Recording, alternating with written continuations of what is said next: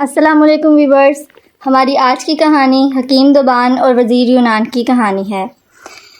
یونان کے ایک بادشاہ کو برص کا مرض تھا۔ بہت کچھ دوا دارو کی گئی لیکن افاقہ نہیں ہوا۔ اس زمانے میں حکیم دوبان یونان پہنچا۔ جب اس کو حال معلوم ہوا تو اس نے عرض کیا کہ میں بغیر دوا کھلائے اور لگائے آپ کا علاج کر سکتا ہوں۔ بادشاہ خوش ہوا اور حکیم سے وعدہ کیا کہ اگر میں تمہارے علاج سے اچھا ہو گیا تو تمہیں مالا مال کر دوں گا۔ حکیم دوبان نے کچھ مہلت لی اور اپنی قیامگاہ پر آ کر ایک خالی گیند بنوائی اور اس میں چند دوائیں بھر کر بند کیا اور بادشاہ کی خدمت میں لا کر پیش کی اور کہا، آپ آج اس سے اس قدر کھیلیں کہ تمام جسم پر پسینہ آ جائے، اس کے بعد حمام فرمائیں۔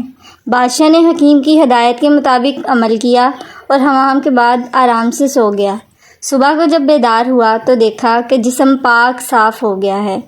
صبح کو دربار میں حکیم کو بلایا اور بے حد مال و دولت عطا کی اور اپنا مصاحب بنا لیا۔ حکیم کا یہ اعزاز دیکھ کر امراء و دربار حسد کرنے لگے۔ ایک روز موقع پا کر وزیر نے بادشاہ سے حکیم کی شکایت کی کہ یہ حکیم اچھی نیت نہیں رکھتا اور آپ کی جان کے لیے خطرہ ہے۔ بادشاہ نے کہا کہ تم غلط کہتے ہو۔ اگر اسے مجھ سے کوئی شکایت ہوتی تو دوران علاج میں وہ مجھے ہلاک بھی کر سکتا تھا، لیکن اس طبیب نے تو میری ایسی خدمت کی ہے جو کوئی نہیں کر سکتا۔ تم صرف حسد کی وجہ سے ایسا کہتے ہو۔ مجھے سند باد کے وزیر کا قصہ یاد ہے جس نے شہزادے کی جان بچائی تھی۔ اس کو غور سے سنو اور اپنی حرکت پر نادم ہو۔ ایک بار سند باد کے بادشاہ کی خوش دامنہ نے بادشاہ کے سابقہ ملکہ کے لڑکے پر کوئی الزام لگایا کہ وہ قتل کر دیا جائے۔ جب بادشاہ نے اپنی خوش دامنہ کے کہنے پر شہزادے کو قتل کا حکم دیا تو وزیر نے عرض کی کہ آپ تأمل فرمائیے اور پوری تحقیقات کیجیے، کہیں آپ کو بعد میں اسی طرح پشیمان نہ ہونا پڑے جیسے ایک شخص کو اپنا طوطا مار کر پشیمانی ہوئی تھی۔ اور واقعہ یوں ہے کہ ایک شخص کے پاس ایک عجیب و غریب قسم کا طوطا تھا جو مالک کی عدم موجودگی میں پیش آتا تھا۔ سب مالک کو بتا دیا کرتا تھا۔ اس کی بیوی نوجوان اور بہت حسین تھی لیکن پارسا نہیں تھی۔ ایک بار وہ سفر پر گیا۔ بیوی نے اپنے دوستوں سے ملنا جلنا شروع کر دیا۔ جب مالک آیا تو طوطے نے سب کچھ ظاہر کر دیا۔ عورت نے یہ سمجھا کہ یہ میری ہمراز باندیوں نے شکایت کی ہے۔ وہ ان پر ناراض ہوئی لیکن وہ سب قسمیں کھانے لگیں کہ حضور ہمارا قصور نہیں، یہ سب طوطے کی شرارت ہے۔ اس نے سب حال بیان کیا۔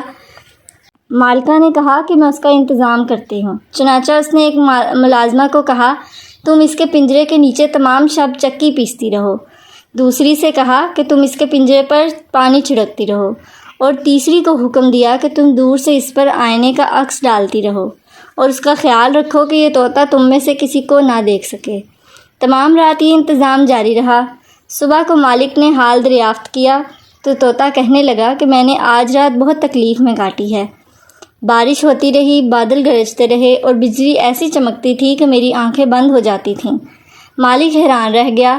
رات کو تو کوئی ابر و بادل نہیں تھا، یہ طوطا جھوٹ بولتا ہے۔ بیوی نے بھی شکایت کی کہ یہ شریر میرے متعلق بھی اس طرح غلط بیانی کرتا ہے۔ چنانچہ اس شخص نے غصے میں آ کر طوطے کو مار ڈالا۔ چند روز بعد مالک کو سب قصہ معلوم ہوا تو بہت پشیمان ہوا۔ یہ حکایت بیان کر کے بادشاہ نے کہا کہ تم بھی مجھے اس غلط راہ پر ڈالنا چاہتے ہو۔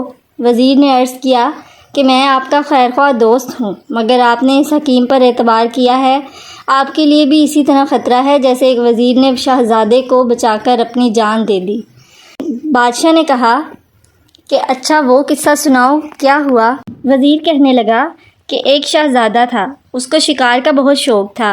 ایک روز شہزادہ شکار کو جانے لگا تو بادشاہ نے وزیر کو ساتھ بھیجا اور تاکید کی کہ شہزادے کو تنہا نہ چھوڑے اور اچھی طرح حفاظت کرے۔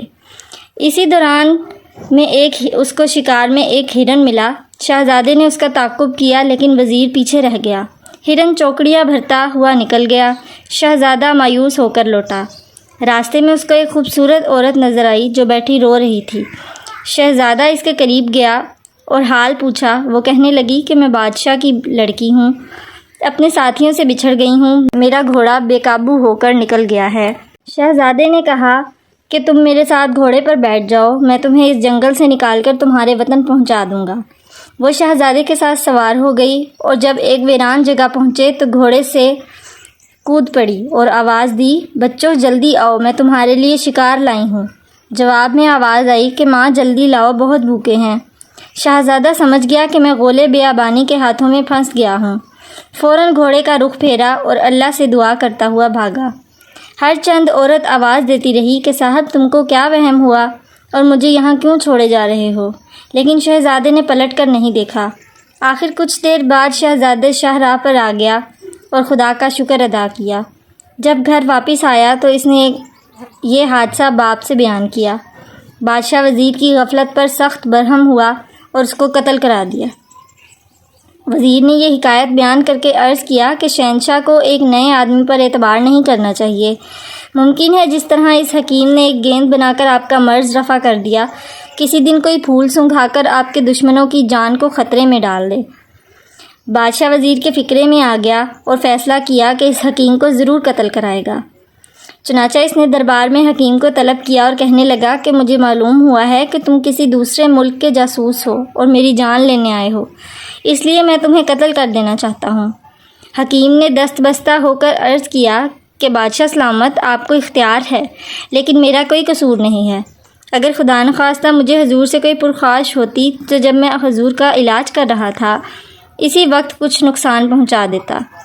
اہل دربار نے بھی اس کی سفارش کی کہ آج تک ہم نے حکیم کی کوئی حرکت مشتبہ نہیں دیکھی، لیکن وزیر نے ایسی آگ لگائی جو آسانی سے نہ بجھ پائی۔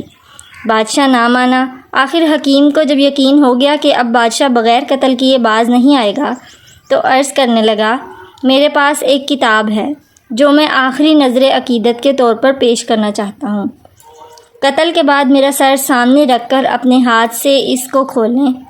چھٹے ورق کے بائیں صفحے پر 23ویں سطر احتیاط سے گن کر نکالیں، پھر اس کو پڑھ کر جو سوال آپ میرے سر سے کریں گے وہ اس کا معقول جواب دے گا۔ بادشاہ بہت مشتاق ہوا اور حکم دیا کہ جاؤ وہ کتاب لے کر آؤ۔ حکیم گھر گیا اور کچھ دیر بعد ایک مجلد کتاب لے کر آیا اور بادشاہ کی خدمت میں پیش کی۔